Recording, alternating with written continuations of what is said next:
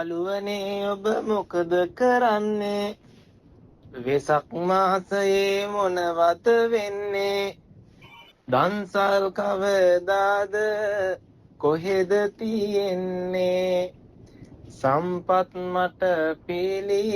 තුරුවද ඕනේ ගිය අවුරුද්දේ same location Bengali market backside school start my 10:4:30 pm භක්ති ගීත and too much දන්සල් අම්මට සිරිගජ කමු අපි දන්සල් කාලා හවසට අපි යමු පන්සල් දනුවයි සුපුනයි ගයාන එක්කං කළු බඩුව ගේවා හනේ අපි හයයන්